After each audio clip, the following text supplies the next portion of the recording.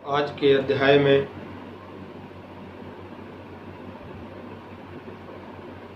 हम खोजेंगे, हम जानेंगे कि महर्षि वेदव्यास के विचार और मानव जाति के कल्याण के लिए क्या समझते थे, क्या सोचते थे और अपने विचारों को कैसे लेखनी के माध्यम से आप तक पहुंचाने का प्रयास किया।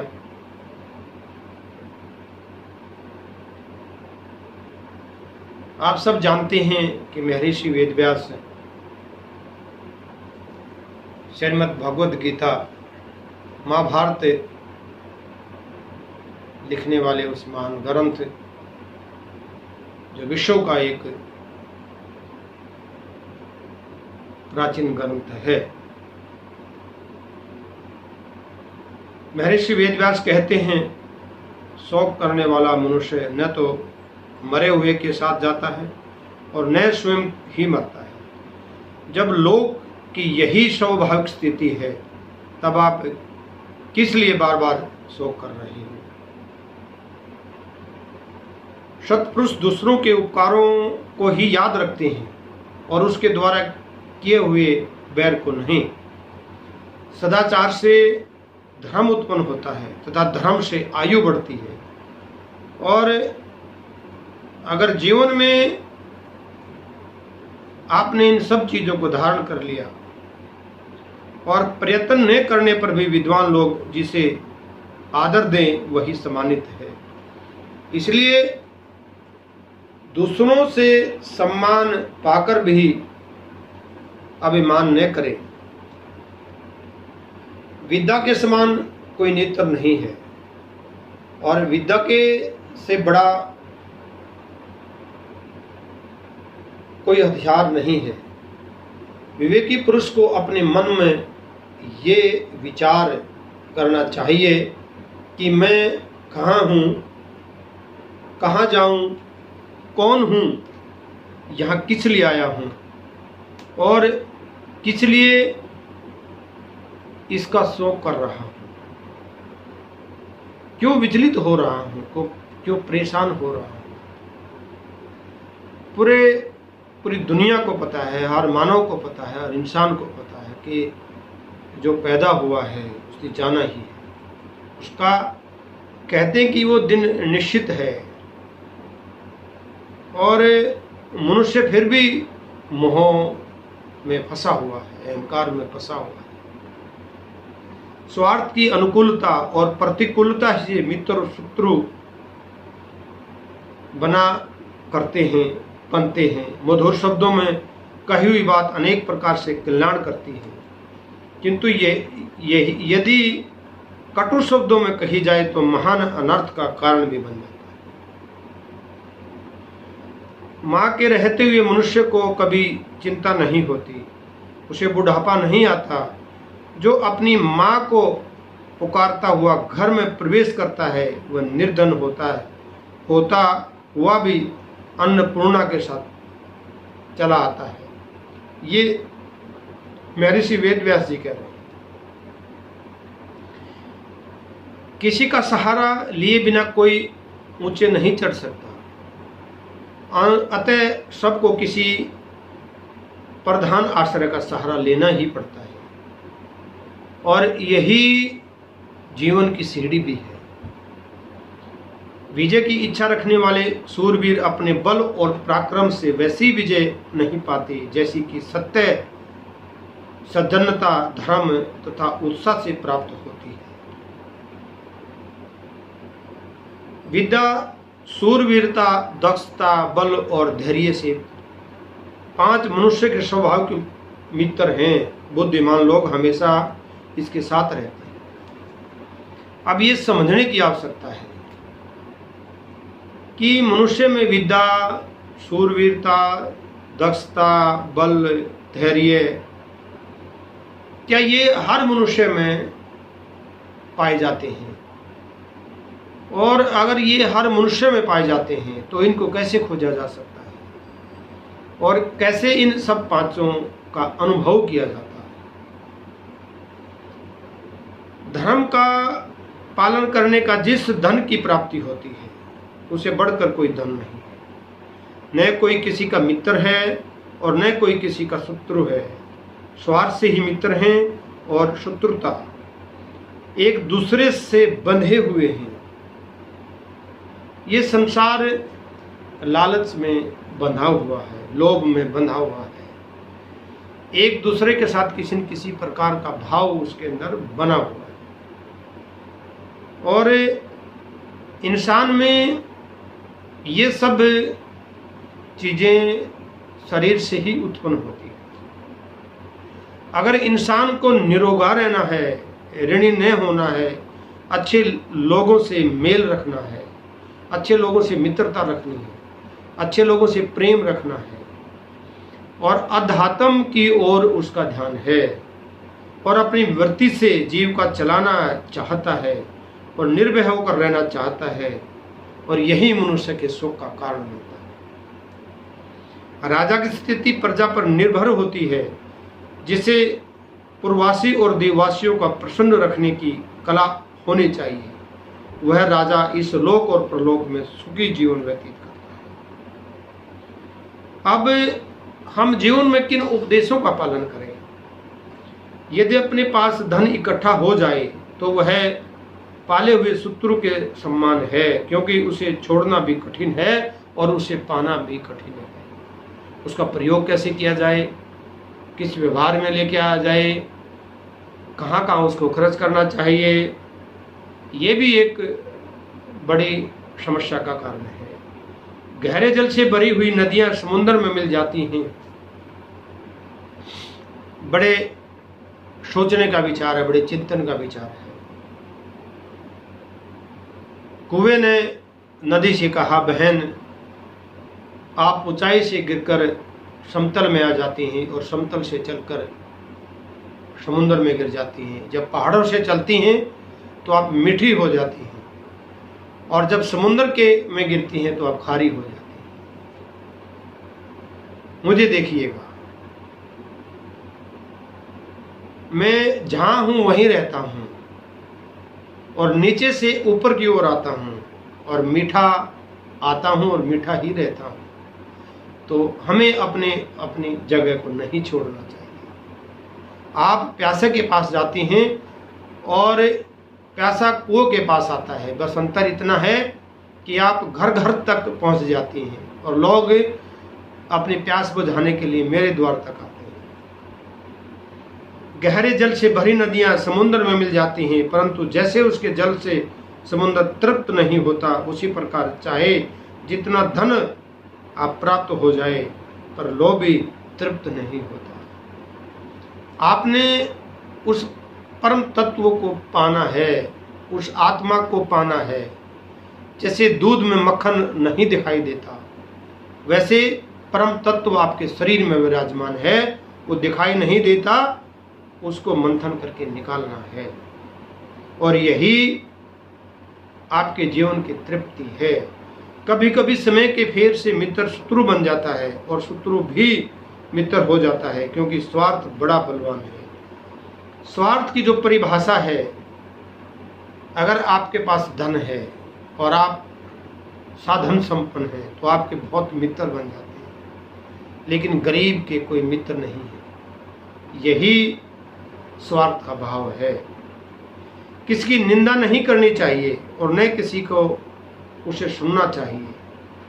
मन से दुखों का चिंतन करना चाहिए और दुखों से निवारण की औषधि। अगर आप अपने जीवन में, अपने व्यक्तित्व में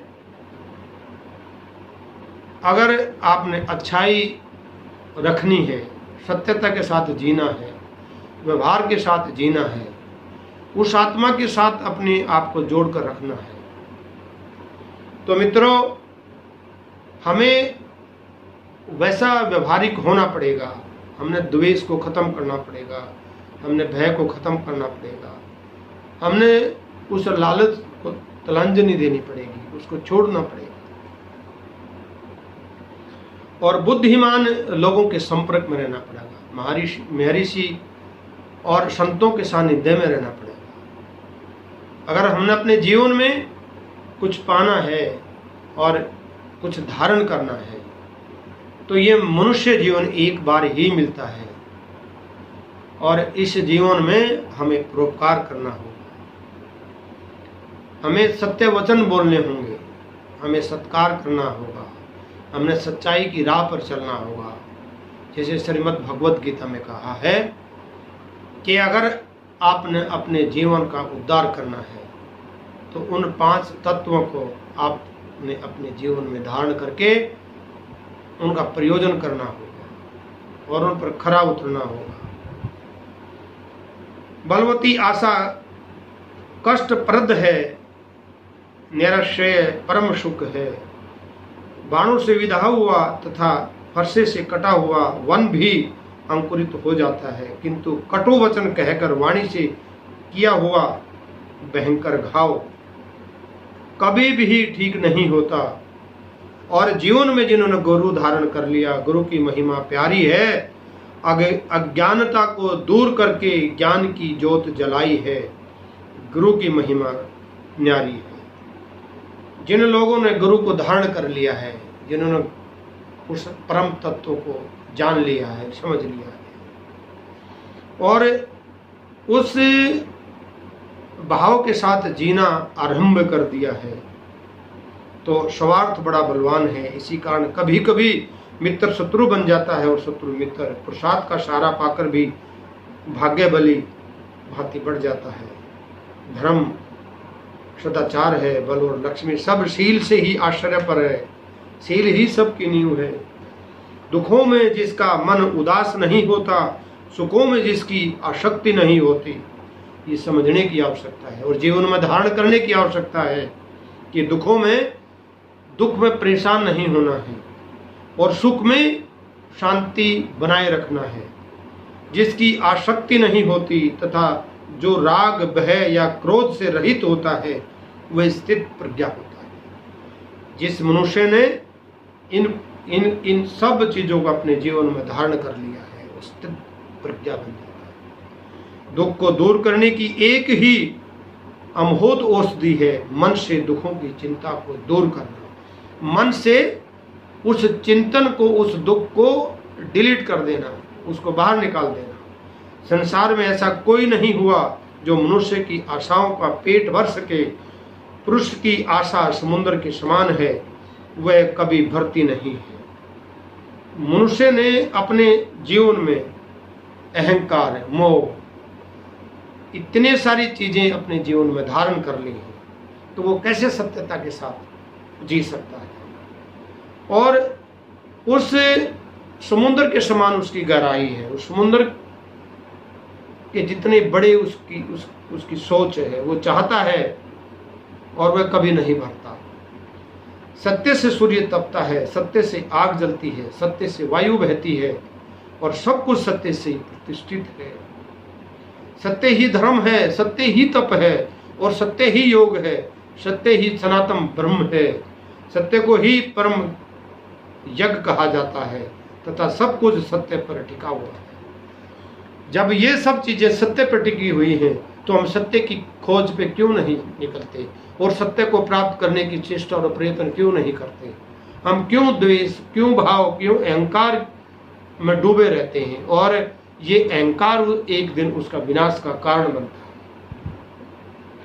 हम इन सब बातों पर अमल करना चाहिए और अपने जीवन में धारण करने चाहिए कि अगर सत्य ही धर्म है और तप और योग भी सत्य है, सत्य ही सनातन है और सत्य ही ब्रह्मांड है और सत्य ही परम यज्ञ है, तो हम क्यों नहीं सत्य पर टिके रहते, क्यों झूठ का सहारा लेते हैं और क्यों नित्य प्रतिदिन हम बार बार झूठ बोलते हैं। प्राप्त हुए धन का उपयोग करने में 2 भूल हम करते हैं जिन्हें ध्यान हमें रखना चाहिए। अपात्र को धन देना और सुपात्र को धन न देना। अब ये हम कैसे जान सकें? ये हम अपनी बुद्धि से, अपने ज्ञान से, अपने विवेक से, अपने विवेचन से हम ये पहचान सकते हैं और इस कार्य को सफल बनाने में हम अपनी बुद्धि का भी प्रयोग कर सकते हैं। बैर के कारण उत्पन्न होने वाली आग एक पक्ष को सहक किए बिना कभी नहीं शांत होती। राजधर्म एक नौका के समान है। यह नौका धर्म रूपी समुद्र में स्थित है। सत्गुण भी नौका का संचालन करने वाला बल है। धर्मशास्त्र ही उसे बांधने वाली रस्सी है। अब हर इंसान के जीवन में राजधर्म की बात आती है और धर्म की बात आती है, सतगुरु की बात आती है।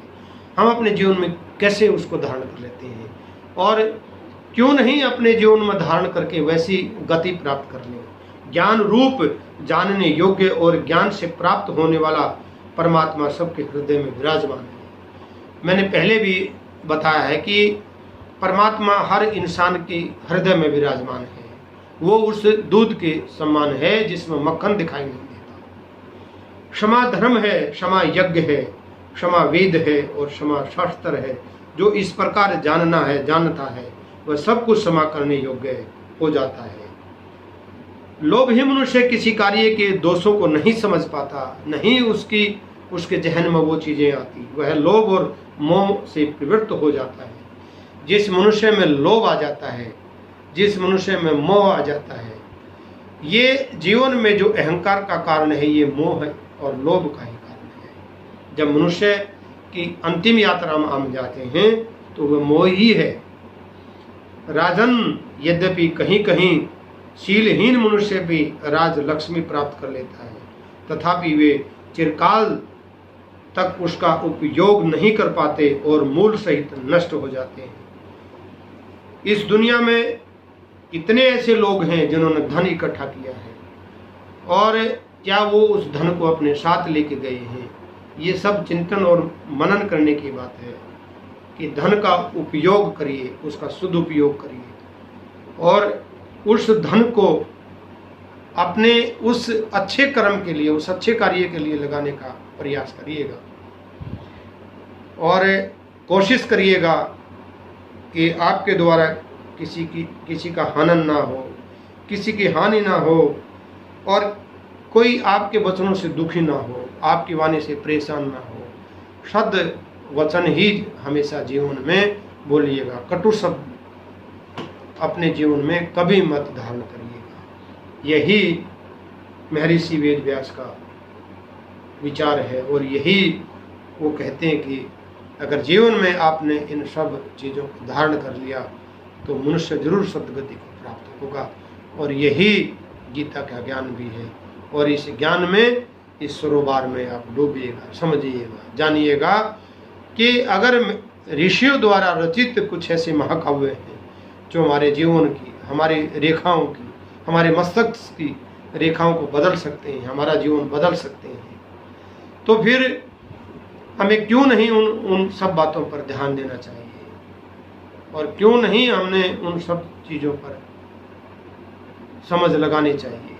वो जीवन जो आपके जीवन को गुलजार करे, आपके जीवन को फूलों की तरह सुगंधित करे, आपके विचार ऐसे हों जैसे फूलों से खुशबू आती है, सुगंध आती है, तो आपके विचारों से भी वो सुगंध आनी चाहिए। यहाँ कोई किसी का दुश्मन नहीं है और कोई किसी का दोस्त नहीं है। नित्य प्रतिदिन नए आयाम अपने जीवन में आपने स्थापित करने हैं और ये सोचना है कि मेरा जीवन किस लिए हुआ है, मैं पैदा क्यों हूँ, मेरा प्रयोजन क्या है, मेरा पैदा होने का कारण क्या है, क्या मैं पैदा होने के कारण को पूर्ण कर सकता हूँ, क्या वो महर्षि और ऋषियों द्वारा दिए गए उन बातों को क्या हम अपने जीवन में प्रयोग कर रहे हैं। समझिएगा, सोचिएगा और अपने जीवन में उसका उपयोग करिएगा। साथियों, ये व्याख्यान की जो कड़ी है ये नित्य प्रतिदिन के SG न्यूज़ 20 पर लाइव होती है और आप इसमें नित्य प्रतिदिन जुड़ सकते हैं। आप इसको सब्सक्राइब कर सकते हैं, कमेंट्स कर सकते हैं, लाइक कर सकते हैं। और इसलिए मैं कह रहा हूं कि एक बार जीवन में अच्छा कार्य करके देखिएगा, आपका जीवन ही बदल जाएगा। और ऐसे व्याख्यान, ऐसे ऋषियों द्वारा दिए गए संदेश, उनके विचार अपने जीवन में अगर धारण करें तो हमारा जीवन सफल हो जाएगा। जय हिंद, जय भारत।